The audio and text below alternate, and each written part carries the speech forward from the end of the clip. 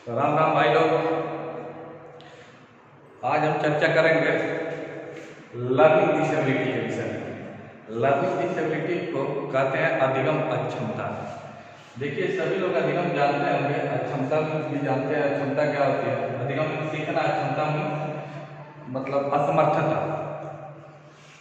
लेकिन बात आती है कि लर्निंग डिसेबिलिटी होती क्या है एजुकेशन के परिप्रेक्ष्य में देखा जाए तो। देखिए, लर्निंग डिसेबिलिटी को अगर हम लोग कहें तो यह डिसेबिलिटी किसी को भी हो सकती है। किसी को भी होने का मतलब ये है कि जो ये लर्निंग डिसेबिलिटी होगी, जरूरी नहीं है कि वो बच्चा सामान्य से नीचे मतलब स्पेशल बच्चा हो, स्पेशल चिल्ड्रन हो, ठीक है, विशिष्ट बच्चा हो, ठीक। मतलब कोई जरूरी नहीं कि मानसिक रूप से विक्षिप्त हो या शारीरिक रूप से हो या किसी भी तरीके की अयोग्यता जिसके पास होगी वही नहीं हो सकता है। ये चीजें सामान्य बच्चों में भी पाई जा सकती हैं। मतलब कहा जाए तो एवरेज बच्चे होते हैं, औसत बच्चे होते हैं जिसकी IQ सही होती है, उनके पास भी ये लर्निंग डिसेबिलिटी देखने को मिलती है। अब आपके मन में एक सवाल ये भी आता होगा कि सर ये बताइए कि जिन बच्चों के पास लर्निंग डिसेबिलिटी होगी, क्या वो बच्चे पढ़ सकते हैं या नहीं, या किसी भी चीज को सीख सकते हैं या नहीं। तो इन बच्चों को हम सिखा सकते हैं। जिन भी बच्चों के पास लर्निंग डिसेबिलिटी होगी उन बच्चों को हम आसानी से सिखा सकते हैं, लेकिन उनको जो सिखाने का तरीका होगा कुछ डिफरेंट होगा, कुछ अलग होगा, सामान्य बच्चों से अलग तरीके से सिखा सकते हैं। उन्हें हम नॉर्मल तरीके से नहीं सिखा सकते हैं। देखिए, कुछ तरीकों की लर्निंग डिसेबिलिटी की चर्चा करेंगे, ठीक। तो एक एक करके उनको समझते हैं। पहले हम चर्चा करेंगे डिसलेक्सिया के विषय में, ठीक। पहले चर्चा करेंगे डिसलेक्सिया के विषय में। पहली बात, डिसलेक्सिया होता क्या है? डिसलेक्सिया को हिंदी में भी हम लोग क्या करते हैं? डिसलेक्सिया ही कहते हैं। और इसे कहा जाएगा इन शब्दों में कि ये होता क्या है, तो पठन संबंधी जो विकार होता है, पठन संबंधी विकार को क्या कहलाता है? डिसलेक्सिया कहलाता है, पठन संबंधी विकार, या कहें तो लर्निंग डिसऑर्डर, रीडिंग डिसऑर्डर।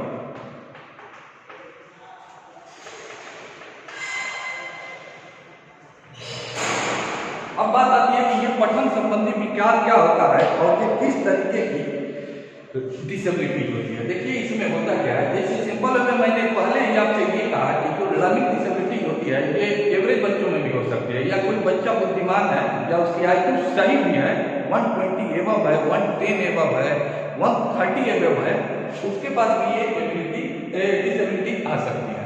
देखिए कैसे आती है। मैंने ये कहा कि जो डिसलेक्सिया होता है पठन संबंधी विकार होता है। पठन संबंधी विकार अगर एग्जाम्पल के माध्यम से समझिए शब्दों में, तो जैसे मान लीजिए हम सा इस तरीके से लिखते हैं। जिस बच्चे के पास ये डिसलेक्सिया होगी वो सा को वाज लिखेगा या वाज पढ़ेगा, ठीक है। अब वो वाज कैसे पढ़ता है, ठीक।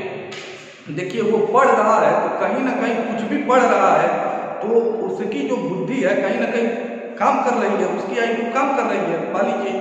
दूसरी चीज, ये गलत कैसे पढ़ता है। जैसे सिंपल मान लीजिए मैंने यहाँ सा लिखा, ठीक है, इसे करो तो जब मैंने यहाँ सा लिखा तो वो बच्चा इस शब्द को देखेगा, ठीक है, तो जो उसके मन मस्तिष्क में जो भी कंसेप्ट बनेगा, ठीक है, वो कंसेप्ट क्या बनेगा? सा का वाज बनेगा, ठीक है, एक वाज टाइप का कंसेप्ट बनेगा। जब सा का कंसेप्ट वाज बनेगा तो वो बच्चा इसे पढ़ेगा क्या? इसे वो वाज ही पढ़ेगा, ठीक। अभी हाल फिलहाल में मान लीजिए जब बच्चा वाज पढ़ेगा तो लिखेगा क्या? वाज ही लिखेगा। तो इस डिसलेक्सिया को आमतौर पर तो कहा जाता है पठन संबंधी विकार। लेकिन पिछली बार अभी एक यूपी टेट में क्वेश्चन आया था कि ये बताइए पढ़ने और लिखने से संबंधित कौन सा विकार है। ऑप्शन में अभी आगे चर्चा करेंगे डिस्ग्राफिया की, तो डिस्ग्राफिया नहीं था, डिसलेक्सिया ही माना गया था। मान लीजिए ये पढ़ेगा, गलत कंसेप्ट बनेगा उसके मन मस्तिष्क में कुछ उल्टा, तो कंसेप्ट जब कुछ उल्टा बनेगा तो पढ़ेगा भी उल्टा ही, और पढ़ेगा जब उल्टा तो लिखेगा कैसा? लिखेगा तो वो बंदा उल्टा है, ठीक। तो ये पढ़ने और लिखने से संबंधित विकार होते हैं। आगे चर्चा करेंगे डिस्ग्राफिया, ठीक।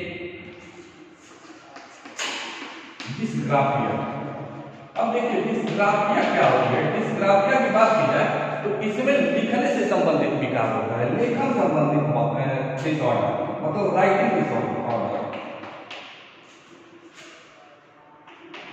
Writing disorder. लेखन संबंधी विकार क्या होता है? देखिए लेखन संबंधी विकार इसमें ये होता है कि सिंपल वे में बच्चे के मन मस्तिष्क में किसी भी विषय वस्तु का जो कंसेप्ट बनता है, कंसेप्ट जिस तरीके का बनेगा उसी तरीके का वो बच्चा लिखेगा। इसमें होता क्या है कि सामान्य एक इस तरीके से लिखा जाता है, नॉर्मल तौर पर सामान्य तौर पर एक इसी तरीके से लिखा जाता है। तो बच्चे के मन मस्तिष्क में एक का कंसेप्ट कुछ उल्टा बनेगा। मान लीजिए एक का कंसेप्ट किस तरीके का बना तो बच्चा लिखेगा एक कैसे, इसी तरीके से। तो ये चीजें क्या होती है, ये चीजें होती है डिस्ग्राफी। या आपको इसको एक ग्राफ मतलब जानते हैं, ग्राफ मीन क्या होता है? ग्राफ जहां भी आ जाए तो ये लेखन से संबंधित चीजें होती है, लिखने से संबंधित। तो इसी से समझ जाइए कि लिखने से संबंधित जो भी विकार होगा उसे आप क्या कहेंगे? डिस्ग्राफिया कहेंगे। या मान लीजिए आपको इस तरीके से लिखा जाएगा। और जो बच्चा डिस्ग्राफिया से पीड़ित है, इस प्रकार की असमर्थता है, डिसेबिलिटीज है, तो वो बच्चा इस बी को इस तरीके से लिखेगा। ठीक है, तो इस तरीके से अगर वो बच्चा इस बी को लिख रहा है, आमतौर पर बी इस तरह लिखा जाता है और बच्चा इस तरीके से लिख रहा है, तो ये चीजें होती है लेखन संबंधी विकार, या इसे हम कह सकते हैं डिस्ग्राफिया। ठीक, अब आगे चर्चा करेंगे हम लोग डिसकैलकुलिया के विषय में। डिसकैलकुलिया, देखिए ये चीजें बहुत ही महत्वपूर्ण है, इन सब चीजों को ध्यान से सुनिएगा, बस समझिएगा, छोटा छोटा कंसेप्ट है।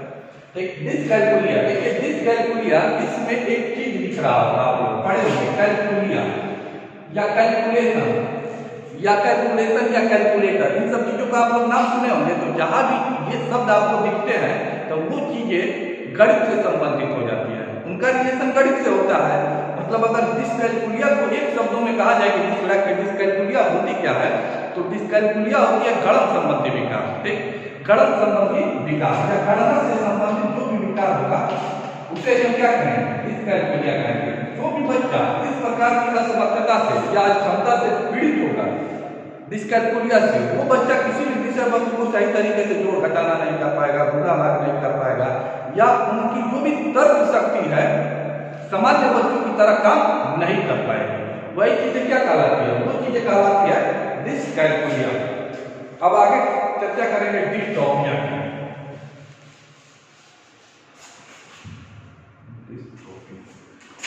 डिस्टोपिया, अब देखिए डिस्टोपिया होता क्या है? डिस्टोपिया की बात की जाए, डिस्टोपिया होता क्या है, तो सिंपल वे में इसका एक उल्टा वर्ड होता है यूटोपिया। सभी लोग यूटोपिया का नाम सुने होंगे, यूटोपिया। यूटोपिया का नाम नहीं भी सुने होंगे तो कुछ लोग ये जानते होंगे यूटोपियन वर्ल्ड एक होता है। आमतौर पर हम लोग बातचीत करते हैं तो कहते हैं कि वो एकदम यूटोपियन वर्ल्ड में रहता है। अब देखिए यूटोपियन वर्ल्ड क्या होता है, या जिस बच्चे के पास यूटोपिया होता है तो वो एक अलग प्रकार की दुनिया में रहता है। अलग प्रकार की दुनिया में मतलब वो जो भी चीजें सोचता है एक काल्पनिक मतलब काल्पनिक दशा में वो खोया रहता है। ठीक है, और जिस स्थिति में वो खोया रहता है तो मतलब उसमें वो मस्त रहता है। वहाँ हर एक चीज उसे बहुत ही बिंदास दिखती है, एक अलग तरीके की दिखती है, मतलब उसी के तरीके से सारी चीजें वहाँ हो रही है। वो चीजें इमेजिनरी होती है। ठीक है, मतलब उसका अगर रियल वर्ल्ड से देखा जाए तो रियल वर्ल्ड में उसका कोई भी एग्जिस्ट नहीं होता, कोई भी अस्तित्व नहीं होता, लेकिन काल्पनिक दुनिया में वो चीजें सिर्फ रहती है, मतलब एकदम मस्त कहें तो स्वर्ग जैसा। ठीक है, वहाँ सारी चीजें आपके अकॉर्डिंग चल रही होती है। ठीक, उसी का उल्टा होता है डिस्टोपिया। डिस्टोपिया में ये होता है अगर कहा जाए तो ये एक प्रकार का काइंड ऑफ डिप्रेशन होता है। काइंड ऑफ डिप्रेशन की बात कही जाए तो यहाँ सारी चीजें आपको उल्टा दिखाई देती है। उल्टा दिखने का मतलब ये है कि यहाँ सिंपल वे में कहा जाए तो यहाँ सब चीजें आपको उजड़ा हुआ, मतलब हर एक चीज सारी चीजें मतलब आपके खिलाफ जाती हुई दिखती है। ठीक है, कि मतलब कोई भी चीज कोई भी विषय वस्तु ठीक है रियलिटी में आपके तरीके से नहीं हो रही है। ठीक, या सिंपल वे में एक बच्चा ये सोचता रहता है, जब डिस्टोपिया जिसको होता है तो वो हरदम इस दुनिया में खोया रहता है। उसे ये लगता है कि सारी चीजें मेरे अकॉर्डिंग नहीं हो रही है, मतलब उसकी दुनिया उजड़ी हुई लगती है, मतलब कुछ भी उसके अकॉर्डिंग नहीं हो रहा है। वो चीजें जो होती है उसे हम कहते हैं डिस्टोपिया। अब बात आती है डिसमोर्फिया की। धन्यवाद। नेक्स्ट अगले वीडियो में हम लोग 2-4 और डिसेबिलिटी है उसकी चर्चा करेंगे। ठीक, बहुत बहुत धन्यवाद। इस वीडियो को एक काम और करिएगा, थोड़ा शेयर करिएगा और सब्सक्राइब करिएगा चैनल को। ठीक, और अच्छा लगे तो लाइक करिएगा, और कहे तो अपना फीडबैक भी दीजिएगा कमेंट के माध्यम से।